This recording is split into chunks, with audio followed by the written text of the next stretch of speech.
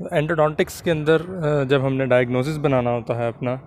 तो उसमें एक बहुत इंपॉर्टेंट पॉइंट ये होता है कि हम डिटरमिन करें कि जो हमारा टूथ का पल्प है वो वाइटल है या नहीं। अब उसका बेसिकली मतलब क्या है कि वाइटल है या नहीं। वाइटल का मतलब ये है कि उस दांत की एक इंटैक्ट ब्लड सप्लाई होनी चाहिए, यानी जिस दांत की ब्लड सप्लाई प्रेजेंट है तो वो आप बेसिकली कहेंगे कि ये एक वाइटल टूथ है। जबकि जिस दांत की ब्लड सप्लाई कट ऑफ हो गई है या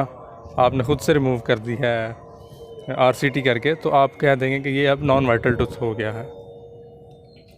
अब इसको चेक कैसे करना है, तो यूजुअली जो हमारे पास नॉर्मल टेस्ट्स होते हैं तो हम उनसे इनडायरेक्टली ये चेक करते हैं, और उन सारे जो टेस्ट्स हैं हमारे पास उनसे हम बेसिकली उसकी ब्लड सप्लाई नहीं चेक कर रहे होते, बेसिकली हम उसकी नर्व सप्लाई चेक कर रहे होते हैं।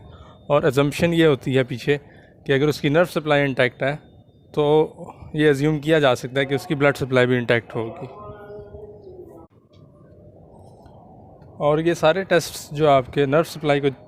चेक कर रहे हैं और इनडायरेक्टली आपको पल्प की वाइटैलिटी के बारे में बता रहे हैं, इनको हम बेसिकली सेंसिबिलिटी टेस्ट्स कहते हैं, यानी ये पल्प सेंसिबिलिटी टेस्ट्स हैं। इनको आप वाइटैलिटी टेस्ट्स नहीं कह सकते, क्योंकि ये इटसेल्फ जो हैं जो टूथ है उसकी ब्लड सप्लाई को टेस्ट नहीं कर रहे, ये जो टूथ की नर्व सप्लाई है उसको टेस्ट कर रहे हैं। और इसके अंदर सारे जो आपके नॉर्मल टेस्ट हैं जो कॉमनली परफॉर्म होते हैं वो आ जाते हैं, जिसमें सबसे पहले थर्मल टेस्ट हैं, हीट टेस्ट और कोल्ड टेस्ट आ जाएगा, जिसके अंदर फिर इलेक्ट्रिक पल्प टेस्टर है, फिर आपका एनेस्थेटिक टेस्टर है और टेस्ट कैविटी है। तो ये सारे जो टेस्ट हैं ये आपके नर्व सप्लाई को चेक करके इनडायरेक्टली अज्यूम करवाते हैं कि ब्लड सप्लाई क्या होगी। यानी अगर आप समझते हैं कि आपने जो टेस्ट किया है उसमें रिस्पांस आया है, फॉर एग्ज़ाम्पल जो आपने हॉट चीज़ लगाई है उसके दांत पे, उस पे उसको पेन हुई है और ये पता चला है कि उसकी जो नर्व सप्लाई है वो इंटैक्ट है, तो अज्यूम कर लेते हैं कि ब्लड सप्लाई भी इंटैक्ट होगी, यानी पल्प वाइटल होगा इस केस के अंदर। जबकि जो ज़्यादा एक्यूरेट तरीका है वाइटैलिटी चेक करने का वो ये है कि आप उसकी ब्लड सप्लाई चेक करें, और उसके जो टेस्ट हैं डिफरेंट, उसमें आपके पास पल्स ऑक्सीमीट्री आ जाती है और लेज़र डॉपलर फ्लोमीट्री आ जाती है, जो दो इंपॉर्टेंट टेस्ट हैं। अब ये टेस्ट इस बेस पे काम करते हैं कि आप लाइट, एक ख़ास वेवलेंथ की लाइट आप उसके अंदर उसके ऊपर मतलब टूथ के ऊपर लगाएंगे, और जिस फ्रीक्वेंसी की लाइट वापस आ रही होगी बेसिकली वो एक फ़ोटो डिटेक्टर जो है वो डिटेक्ट करेगा। और क्योंकि अगर ब्लड फ्लो कर रहा होगा तो उससे कोलाइड होने के बाद उसकी वेवलेंथ चेंज हो गई होगी, जो इनिशियल आपने लाइट डाली थी, तो जिन दांतों के अंदर ब्लड सप्लाई है उसमें जो वापस आने वाली आप कह लें वेवलेंथ होगी वो चेंज होगी, जो डिटेक्ट करेगा फ़ोटो डिटेक्टर। तो आपको पता चल जाएगा कि जब वेवलेंथ चेंज हो के आई है तो इसका मतलब है कि ब्लड फ्लो हो रहा है उस दांत के अंदर, तो वो आपका वाइटल टूथ है, यानी उसकी वेस्कुलैरिटी इंटैक्ट है। जबकि अगर सेम वेवलेंथ की लाइट वापस आ जाती है तो इसका मतलब है कि कोई ब्लड मूवमेंट नहीं है अंदर और पल्प नॉन वाइटल हो गया हुआ। अब फिर इम्पॉर्टेंट पॉइंट ये है कि ये क्या मतलब ये क्या ऐसा क्यों है कि जो न्यूरल सेंसिबिलिटी टेस्ट हैं वो ज़्यादा एक्यूरेट नहीं होते, जबकि पल्प वेस्कुलैरिटी टेस्ट जो है वो वाइटैलिटी चेक करने के लिए ज़्यादा आप कह लें कि अच्छे होते हैं। तो एग्ज़ाम्पल ले लें कि आप एक नॉर्मल पेशेंट ना कहें, नॉर्मल पर्सन के अंदर आप इन्फीरियर एल्वियोलर नर्व ब्लॉक लगाते हैं और लोअर एक साइड के सारे दांत जो हैं वो एनेस्थेटाइज कर देते हैं।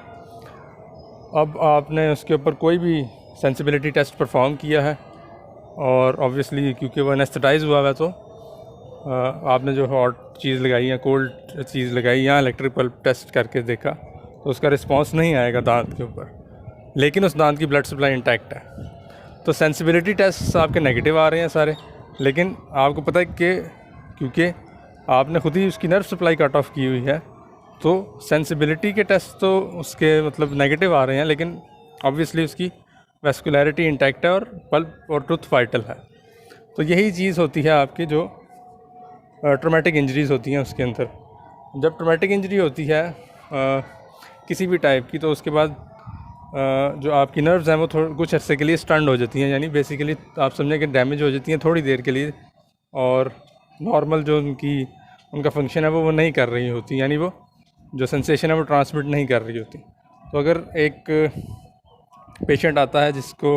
रिसेंट इंजरी हुई है, ट्रॉमा हुआ है दांत पे, और आप उस पर वाइटैलिटी चेक करने के लिए हीट टेस्ट कर देते हैं, तो वो यूजुअली नेगेटिव आएगा, क्योंकि उसकी जो नर्व्स हैं वो इस वक्त स्टंड हैं और काम नहीं कर रही हैं। तो आप ये अज्यूम कर लेते हैं कि क्योंकि इसकी नर्व सप्लाई नहीं इंटैक्ट, तो ऑब्वियसली ब्लड सप्लाई भी इंटैक्ट नहीं होगी और ये नॉन वाइटल हो गया वो, और आप अज्यूम करते हुए आरसीटी की तरफ चले जाएंगे। जबकि ये पॉसिबल है कि उसकी जो ब्लड सप्लाई थी वो इंटैक्ट थी, यानी उसका जो वाइटैलिटी स्टेटस था वो पॉजिटिव था, वो ओके था, और सिर्फ उसकी नर्व्स जो थी वो टेम्परेरीली स्टंट थी। तो अगर आप वेट करते तो हो सकता था कि जो उसकी नर्व सप्लाई थी वो कुछ अर्से बाद नॉर्मल हो जाती और सारा कुछ ओके रहता, आरसीटी की ज़रूरत ही नहीं थी उस केस के अंदर। तो इसलिए जो आपके